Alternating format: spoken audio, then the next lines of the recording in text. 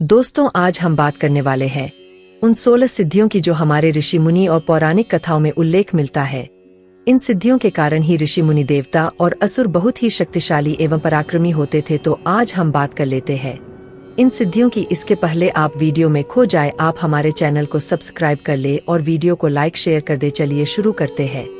आपने सिद्धियां के बारे में तो बहुत सुना होगा और आप लोग मुझे पूछते भी कि शास्त्रों के अनुसार सिद्धियां कितने प्रकार की होती है। सिद्धियां का विज्ञान क्या है, किसी विशेष सिद्धि की क्या शक्ति होती है। तो चलिए आज हम योग शास्त्र के अनुसार सिद्धियों के बारे में बात करेंगे। सनातन धर्म में 16 सिद्धियां का वर्णन किया गया है, जिसकी प्रताप के बाद ब्रह्मांड का कोई भी कार्य करना असंभव नहीं है। सिद्धि का अर्थ होता है किसी भी चीज का ज्ञान जो उसके मूल में छुपा हुआ है, उसको सिद्ध कर लेना। संसार की हर एक चीज अपने ही प्रिंसिपल पर काम करती है।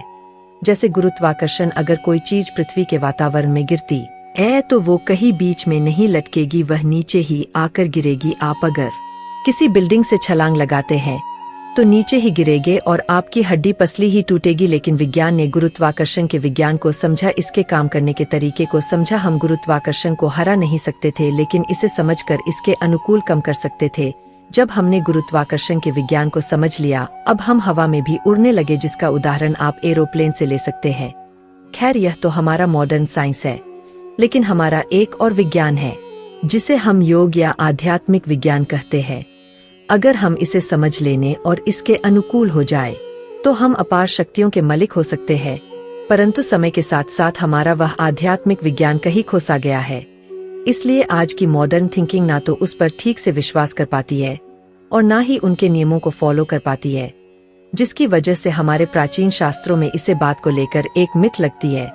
एवं 16 सिद्धियां के बारे में शास्त्रों में जो भी लिखा है, आज हम उसकी जानकारी देंगे। तो इन महान 16 सिद्धियां में से पहले नंबर पर है वाक्य सिद्धि, जिसका प्रयोग शब्दों के माध्यम से ऊर्जा का इस्तेमाल करके जो भी वाक्य बोलना है या जो भी शब्द बोलना है वह सत्य हो जाता है। वाक्य स्थिति जिसके पास होती है, उसके द्वारा दिल से बोला गया वचन कभी व्यर्थ नहीं जाता। अर्थात वाक्य सिद्धि युक्त व्यक्ति में शार्प या वरदान देने की क्षमता होती है, जो आपने रामायण महाभारत में कई बार देखा और सुना होगा। वाक्य सिद्धि का अंदाजा आप इस प्रकार लगा सकते हैं कि प्राचीन समय के जो ऋषि मुनि होते थे, वह अगर किसी देवता को भी शार्प या वरदान दे देते थे तो वह व्यर्थ नहीं जाता था। वाक्य सिद्धि में शब्दों की शक्ति केवल इसी जन्मों तक काम नहीं करती, बल्कि यह शक्ति आने वाले जन्मों तक भी पीछा करती है। जैसे प्राचीन काल में अगर कोई ऋषि मुनि यह कह देता था कि तुम अगले जन्म में यह बनोगे या यह फल को भोगोगे, तो उसके द्वारा कहे गए वचनों की वह शक्ति अगले जन्म तक उसका पीछा करती थी और उसे सिद्ध कर देती थी। दूसरी सिद्धि है दिव्या दृष्टि। दिव्या दृष्टि प्राप्त करने के बाद मनुष्य वह सब देख सकता है जो एक सामान्य व्यक्ति नहीं देख सकता। ऐसा व्यक्ति किसी का भी प्रेजेंट, पास्ट और फ्यूचर देख सकता था। उन्हें समय से पहले भविष्य में होने वाली घटनाओं का पता चल जाता है तथा वह आंखें बंद करके उन अलौकिक शक्तियों को देख सकते थे जिन्हें कोई साधारण मनुष्य नहीं देख सकता, जिन्हें तीसरी आंख भी कहा जाता है। महाभारत में भी महर्षि वेदव्यास ने संजय को दिव्य दृष्टि दिया था ताकि वो युद्ध क्षेत्र की सारी बातों को महल में बैठकर ही देख ले और उसका हाल धृतराष्ट्र को सुनाए। इसके बाद संजय ने नेत्रहीन धृतराष्ट्र को महाभारत युद्ध का हर अंश सुनाया। तीसरी सिद्धि है प्रज्ञा सिद्धि। इसके अनुसार व्यक्ति में स्मरण शक्ति अद्भुत तरीके से विकसित हो जाती है तथा उस व्यक्ति के ब्रेन का हर एक वो हिस्सा सक्रिय हो जाता है जिसमें वो असाधारण ज्ञान बटोरने की क्षमता रखना है। इस स्थिति को प्राप्त करने के बाद वह ब्रह्मांड के हर एक बात का ज्ञान अपनी बुद्धि में समा सकता है। चौथी है दूर श्रवण सिद्धि। इसे प्राप्त होने के बाद मनुष्य के सुनने की क्षमता असीमित हो जाते हैं, यानी उसके सुनने की सूक्ष्म इंद्री जागृत हो जाती है। ऐसा व्यक्ति भूतकाल या फास्ट के बात को भी सुन सकता है, अर्थात ऐसा व्यक्ति कुछ भी चाहे वो सुन सकता है।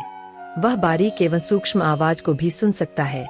पांचवी सिद्धि आती है जलगमन सिद्धि। इस सिद्धि को प्राप्त करने वाला व्यक्ति जल की सतह पर आसानी से चल सकता है, चाहे वह किसी नदी की सतह हो, तालाब की हो या समुद्र की हो। इस प्रकार की पानी की सतह पर चल सकता है। यह सिद्धि आज भी कुछ मनुष्य के पास में है।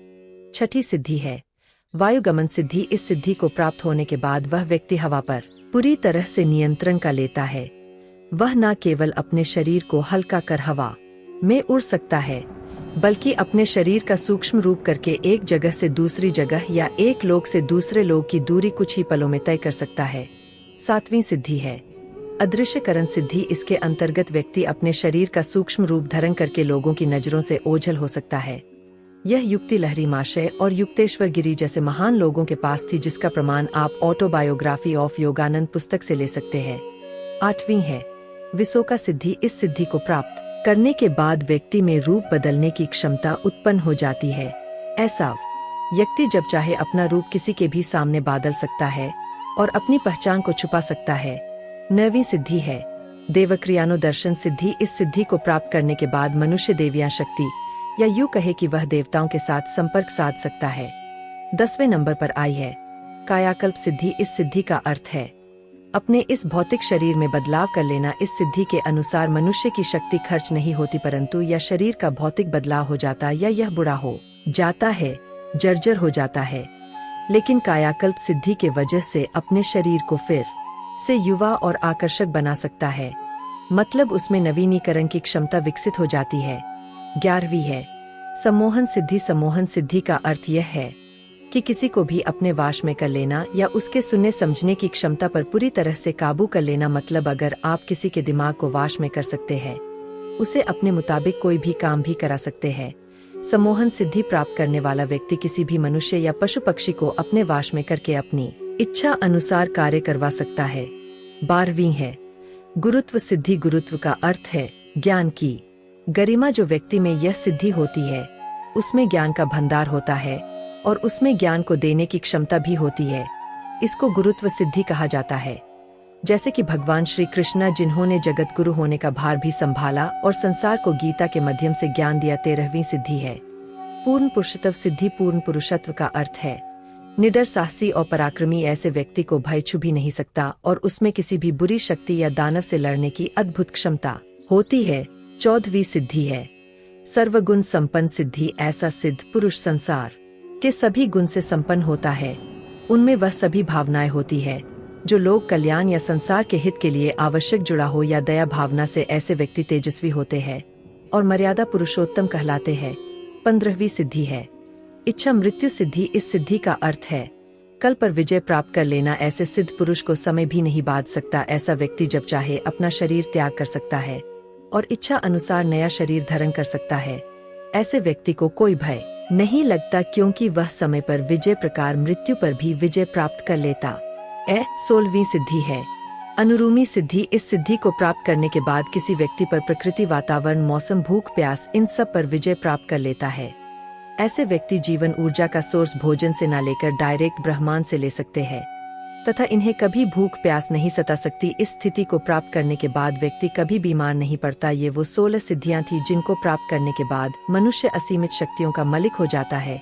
लेकिन इन 16 सिद्धियों के बाद भी कुछ सिद्धियां हैं जिनका वर्णन मार्कंडे पुराण में मिलता है और उन सिद्धियों का नाम है अष्ट सिद्धि। और ये अष्ट सिद्धियां और नवनिधियां हनुमान जी के पास में थी जो उन्हें सीता माता के आशीर्वाद से मिली थी। खैर, सिद्धियों के बारे में सुना हमें अच्छा लगता है, लेकिन हमारे प्राचीन समय में सनातन धर्म में अनंत प्रकार की सिद्धियां थी। यह अनंत ज्ञान भारत में हुआ है, परंतु इन सिद्धियों के बारे में सुनना जितना आसान है, आज के समय में इनको प्राप्त करना उतना ही मुश्किल है, क्योंकि पहले तपस्वी लोग पैदा हुआ करते थे जो यह नियमों का पालन करते थे। आज उस विज्ञान के साथ साथ मनुष्य की मानसिकता भी कमजोर हो चुकी है।